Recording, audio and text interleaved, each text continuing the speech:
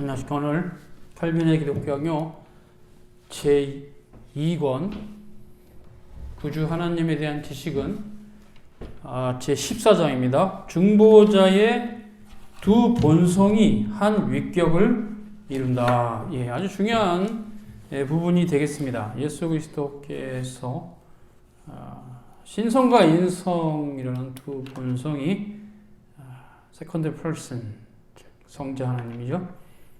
그 한 위격에 로고스 하나님께 두 본성이 한 위격 안에 연합이 된 거죠. 말씀이 육신이 되셨다고 말할 때 말씀이 육신으로 변했다거나 육신과 혼합이 되었다는 의미로 이해해서는 안 된다. 이렇게 칼빈은 말합니다. 오히려 이 말씀은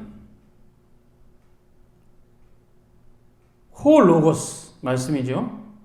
말씀이 동정녀의 몸을 자신이 거할 성전으로 선택하셨으므로 하나님의 아들이신 그가 사람의 아들이 되신 것이요. 이는 본질의 혼합이 아니고 위격의 통일이다. 이렇게 정의하고 있습니다. 우리는 그리스도의 신성이 그의 인성과 하나로 연합하였을 때 그 각각의 본성이 손상되지 않고 그대로 보존되었고 그러면서도 두 본성이 한 그리스도를 이뤘다고 말할 수 있습니다. 이렇게 칼빈은 정의하고 있습니다. 그래서 이것은 굉장히 큰 신비다. 이렇게 말하고 있어요. 그래서 예수 그리스도의 이성인격 교리는 인간이 다 이해할 수 없는 신비입니다. 그러나 성경이 그것을 가르치기 때문에 우리는 믿는 것이죠. 그러니까 성경을 전체죠. 토타 스크립트라니까. 성경 전체를 요약하고 그리스도에 대해서 구약, 신약 전체를 살폈을 때 그냥 조화를 이루는 교리는 그리스도의 신성과 인성이 하나로 연합이 되어 있을 한 위격에 연합이 되어 있을 때 신성과 인성이 혼합되거나 혹은 떼어질 수 있거나 그러지 않다. 그 교리예요. 이 교리에 대한 공적인 선포는 칼케돈 신조에 잘 나와 있습니다. 그래서 칼케돈 신조를 살펴보면 이러한 예수 그리스도의 이성 일인격 교리에 대한 정확한 정통교회적 진술이 되어 있어요. 그래서 그걸 좀 참고하면 되겠고요. 그래서 그리스도에 대해서 성경이 말할 때는 오로지 그의 인성에만 해당되는 사실을 말씀할 때도 있고 신성에 속하는 것들을 말씀하실 때도 있다. 때로는 두 본성 모두를 포괄하고 어느 것 하나에만 해당되지 않는 사실을 말씀하기도 한다. 이렇게 말하고 있어요. 예수님이 행로에 고나셔서 주무셨다. 그것은 인성적인 행위셨죠, 예수님이. 그래서 이것은 두 의지론인데, 인성적 의지와 신성적 의지가 있다. 이렇게 말해요. 그래서 이제 예수님이 피곤하셨어요. 그리고 인성적이죠. 하나님이 피곤하실 수는 없잖아요. 그래서 인성적인데, 바다를 잠잠케 하신 사건. 바다야 잠잠하라. 바다를 꾸짖으시니까 예수님께서 바다가 잠잠했어요. 이건 예수님의 신성적인 의지가 발휘된 것이죠. 신성에만, 그러니까 신이신 예수님께서 그 순간은 신성적 권능으로 그 말씀하신 것이죠. 그렇죠? 그런 부분도 예를 들면 그래서 두 의지론인데 신성적 의지가 발휘될 때가 있고 인성적 의지가 발휘될 때가 있다. 신성적 의지가 발휘될 때는 아까 그 바다를 잠잠케 하신 것처럼 창조주로서의 그런 전능하신 하나님으로서의 그런 권위가 권능이 들어간 것이고요. 행로에 고나셔서 주무시는 것은 우리가 똑같은 인간이신 것을 보여주시는 것이죠. 그러나 정통신학은 속성 간의 교류는 없다. 그러니까 혼합은 없다는 얘기죠. 그래서 신성과 인성의 상호관계는 어떠한가? 이렇게 이제 칼빈은 제목을 정해놓고 그리스도께서는 자신에 대해서 아브라함이 나기 전부터 내가 있었다고 요한복음 8장 58절에 말씀하시면서 이것은 인성과는 어긋나는 말씀이셨던 거예요. 인성과 관계되는 말씀이죠. 항상 살아계신 하나님, 성삼위일체 하나님으로서 예수님이 자신에 대해서 그렇게 말씀하신 거죠. 아브라함이 나기 전부터 내가 있었다. 아도나이 아슈에로 아도나이. 스스로 계신 분이죠. 예수님이 여호와죠. 그래서 이제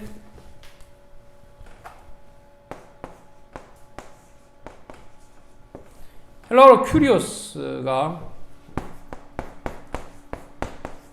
주님이시라는 뜻이에요. 근데 이게 지금 70인경에서는 여호와,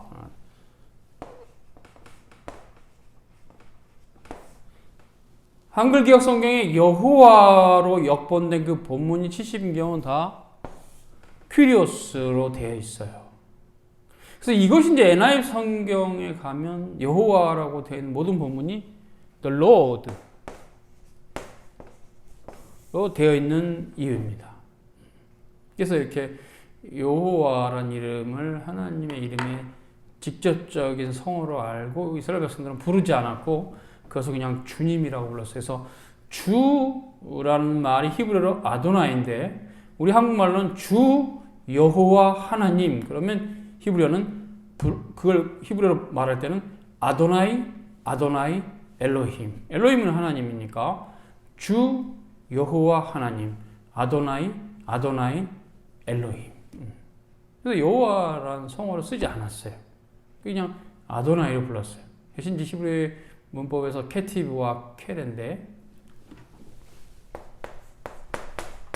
모음이 없어요. 이거예요. 이렇게 써져 있으면 이건 케티브죠. 이걸 케티브라고 그래요. 히브리어로. 이렇게 써져 있다는 뜻이요. 아도나 이렇게 불러라. 그래서 이 본문은 그냥 아도나이로 불렀어요. 그것이 70인경에 큐리오스로 번역됐고, 그래서 사도들이 예수님을 큐리오스라 했을 땐 여호와라는 개념이 있죠. 그래서 도마가 예수님의 옆구리를 만지고 손을 만지고 나의 주시며 나의 하나님이십니다. 큐리오스가 나오고 있고 데오스가 나오고 있어요. 즉 로드 갓. 그러니까 그 로드는 여호와, 나의 여호와시고 나의 하나님입니다. 그래서 예수 그리스도의 신성을 고백하는 것이 이제 후대에 그렇게 이제 예수님의 부활까지 다 보신 자로서 이제 사도들이 쓴 거기 때문에 요한 복음도 예수님의 신성을 아는 거죠. 특히 사도 요한은 요한복음에서 예수 그리스도의 신성에서 너무나 잘 정리를 해놨기 때문에 누구보다 뭐 분명히 알고 있었을 거예요. 예수님의 신성, 예수님은 성삼위일체 하나님이시다. 예, 예수님은 하나님이시다. 아버지와 성령이 삼위일체 개념이 사도들에게 있었어요. 물론 그것이 후대의 정통 교리가 말하는 삼위일체라는 그런 어떤 정의는 없었지만 그 개념은 있었어요. 그것이 후대에는 그러면 우리가 삼위일체라고 쓰자. 성경에 계신 하나님은 삼위일체 하나님이다. 이게 정리가 됐죠. 이게 정통 교리가 된 겁니다. 삼위일체 하나님은 성경에 계시되어 있다. 창세전에 아버지와 함께 영화를 누렸다. 예수님의 신성이죠. 자신이 아버지와 함께 일하고 계심을 말씀하셨다. 요한복음 5장 17절. 이런 것들은 이제 하나님이신 예수님의 신성적인 표현이죠. 그러나 이제 아버지의 종 이사야 42장 1절. 지혜와 키가 잘하셨다. 이거는 누가복음 2장 52절. 이것은 다 예수님의 인성적인 표현이죠. 자신의 뜻을 행하지 아니하시며 요한복음 6장 38. 이것은 인성적인 예수님의 인성의 뜻. 아버지의 뜻이 이제 신성적인 의지죠. 뭐 그런 의미들. 네. 참 하나님이시오 동시에 참 사람이신 그리스도께서 우리를 위해서 십자가에 달리사 피를 흘리셨으므로, 여기서 그가 그의 인성으로 행하신 일들이 그의 신성계로 전이되는데 물론 이유가 없잖아요. 이는 부적절하다. 그래서 이건 아니라는 거죠. 신성과 인성은 한 유격의 결합은 돼 있으나 속성 간에 침투가 있거나 뭐 신성과 인성이 분리되거나 그런 건 없어요. 되게 중요한 개념입니다. 이성인의 격거리는. 그래서 예수 그리스도의 십자가의 그 놀라운 고난의 사건은 인성이 고난을 당하신 거예요. 신성은 고난을 당하실 수가 없어요. 예수님의 신성은 삼일체 하나님의 신성이므로 변화도 없으시고 영원하고 불변하고 무한하고 그러시죠. 그래서 예수님의 신성이 변화가 있는 형태가 아니기 때문에 그러면 뭐다 인성에 대한 표현입니다. 그래서 예수님께서는 우리 죄를 위해서 십자가 지실 때 인자가 되신 그가 그 인성의 고난을 받으셨죠. 그러나 중요한 것은 예수님이 고난 받으셨다는 말은 변함이 없어요. 아버지와 아들과 성령 하나님 고유합니다. 아버지는 아버지고 아들은 아들이고 성령은 성령이세요. 세 위격이 서로 그렇죠. 의논 헬라어로 불레 의논하세요. 그러나 한 하나님이세요. 이게 신비죠. 그래서 삼일체는 참 신비 중에 신비인데 그때 아들이 인자가 되셔서 고난 받으셨어요. 물론 인간으로서 아들이 고난 받았단 말은 맞아요. 그래서 그 정통 교리가 아닌데 성부 순환설 그건 틀려요. 아들이 고난을 받으셨죠. 자, 중보자의 위격. 두 가지 본성을 동시에 포괄하는 구절에서 참된 본질이 가장 분명히 드신다. 신성이나 인성만 아니라 두 본성 모두를 동시에 지칭하는 내용들이 나타난다. 아버지께로부터 죄를 사하는 권세를 받으셨고, 그렇죠. 그러면 죄를 사하시는 권세는 하나님의 권세요. 그래도 이제 예수님께서 속죄 어린 양으로서 십자가 죽으시고 부활하신 이후에는 그의 권능이, 그렇죠. 그의 높아지심이 인자로서도 천사보다 높아지셨죠. 원하는 자를 다시 살리시는 권세를 받으셨고, 의와 거룩함과 구원을 베푸는 권세를 받으셨다.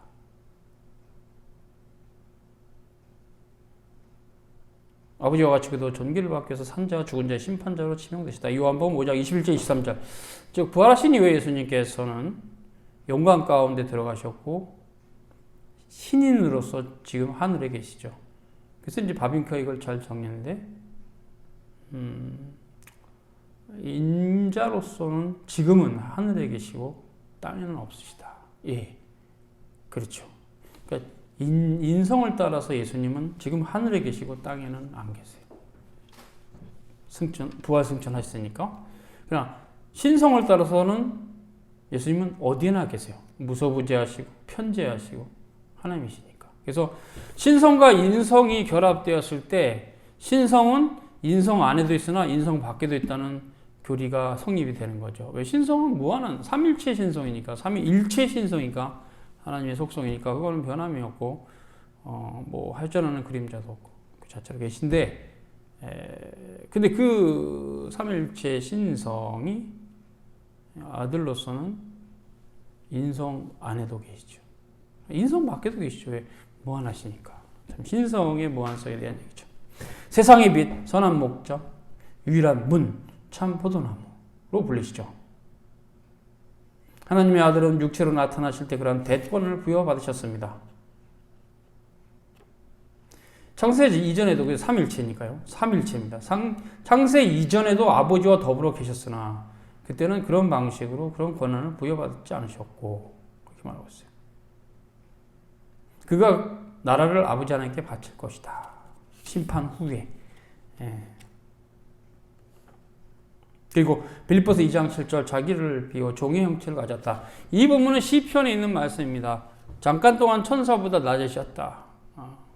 그가 연결돼요. 그래서 부활 승천하신 이후에 천사보다 높이 되셨죠. 승기의 사역이죠.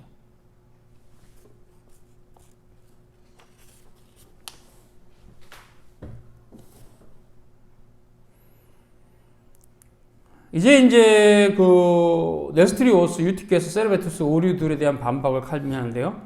두 본성을 혼합하거나 분리해서는 안 된다. 그리스도의 인성에 속한 속성에 사로잡혀서 그의 신성을 무시하거나 그의 신성에 속한 속성에 사로잡혀서 그의 인성을 무시해버리는 것은 이단이다. 이렇게 그런 식으로 표현하죠. 그리고 또 어떤 교리는 잘못된 교리인데 두 본성을 섞어가지고 신성과 인성을 모두 무시해버리죠. 제3의 성이 되는 이상한 교리를 주장하는 사람도 있었어요. 우리 주 예수 그리스도께서는 완전한 하나님이시고 완전한 사람으로서 서로 연합되어 있으셨으나 혼합되지 않고 두 본성으로 이루어진 분으로서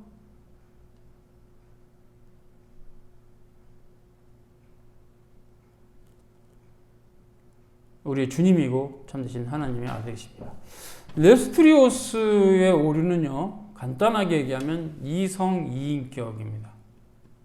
그리스도의 본성을, 두 본성을 구분하기보다는 완전히 분리시켜서 두 분의 그리스도를 만들었어요. two person. 이게 문제였죠. 그리고 이제 유티케스는 위격의 통일성을 주장하려다가 두 본성을 섞어버렸어요. 제3의 성이 됐어요. 그래서 두 본성을 모두 다 파괴시켜버렸다. 이렇게 유티케스의 거짓 교리에 대해서 칼빈이 정죄하고 있습니다. 칼빈은 이제 5절에 그리스도는 영원 전부터 하나님의 아들이시다. 그러니까 신성을 따라서는 아버지와 동등하시죠. 인성을 따라서는 아버지보다 열등하시고, 어거스틴의 3일처럼은 자기 자신보다 열등하시다. 인성을 따라서는 그렇게 말하고 있어요. 정확한 표현이죠.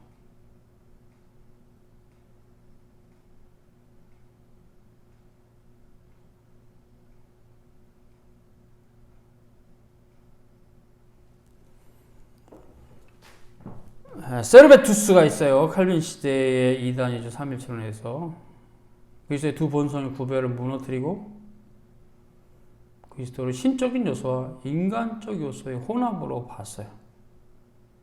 그래서 예수님을 하나님도 사람도 아니라는 식으로 제3의 성으로 본 거죠. 거짓 교리죠. 그러나 우리는 동정녀에서 나신 중보자이신 예수 그리스도는 하나님의 아들이시다. 이렇게 고백합니다.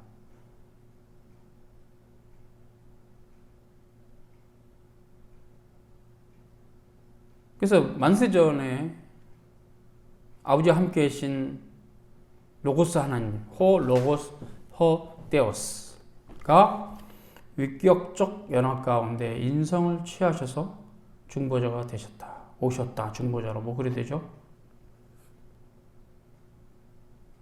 그래서 위격적 연합. 그래서 이제 네스트리오스의 오류를 피하는 방식이죠. 그들은 두 그리스도를 이성 이인격 거짓 교리입니다. 그리스도는 하나님의 아들이시며 인자이시다. 그리스도는 하나님의 아들이시며 그렇죠. 신성을 따라서는 독생자 모노게네스인데 헬라어로 그리고 인성을 따라서는 말의 태에서 그렇죠. 혹시 완전한 사람이시죠. 칼빈이 이렇게 말합니다. 예수 그리스도에서 하나님의 아들을 하실 때 신자들이 하나님의 아들이라는 의미는 어덥션, 양자된 은혜로 말미암은 것이고 예수 그리스도께서 하나님의 아들이라는 개념은 참되고 본성적이며 유일하신 아들이라는 개념이다. 그래서 다른 모든 사람들과 구별이 된다. 그렇죠. 그래서 참되신 독생자, 모노게네스 개념은 오직 그리스도에게만 부여하는 겁니다. 그래서 이제 칼빈은 우리가 하나님의 아들 된 것은 선물로 주어진 것, 받은 것이지만 예수 그리스도께서 하나님의 아들이신 것은 본래부터 아들이신 거예요. 삼위일체로 항상 계시기 때문에 하나님은 성부와 성자, 성령 하나님으로 항상 계셨고 지금도 계시고 앞으로 그렇게 계시는, 그러니까 즉 하나님이 한 분이시다. 태초에 하늘과 땅을 하나님 만드셨다. 그 엘로힘은 삼위일체 하나님이죠. 그러니까 성경은 그러잖아요. 10계명의 1계명이 나 외에 다른 신을 내 앞에 있게 말라. 그 나라고 단수로 되어 있는 그 하나님은 삼위일체 하나님이에요. 그러니까 대표 위격이 되시는 성부 하나님께서 그렇게 말씀하신 거라도 그건 삼위일체 하나님으로 봐야 돼요.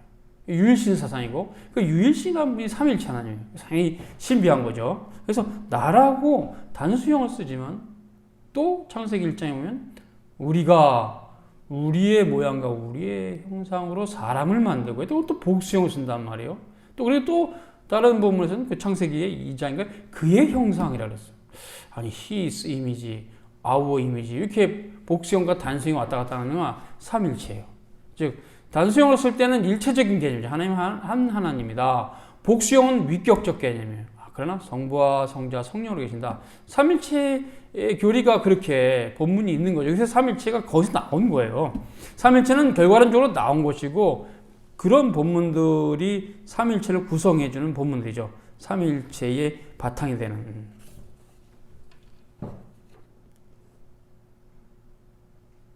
하나님은 한 분이십니다. 물론 이 표현도 완벽하게 한글이 좋은 표현은 아니에요. 하나님은 하나이시다. 우나 에센티아. 좋은 표현이죠.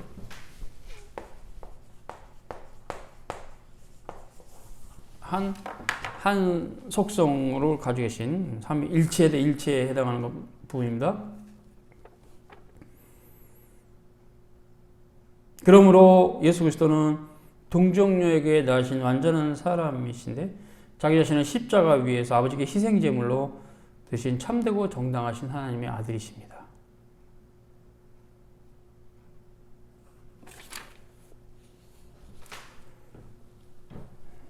그래서 성경에는 두 가지 이름이 부여되는데 예수 그리스도를 하나님의 아들이라고 부르고 어떤 때는 인자라고 부릅니다.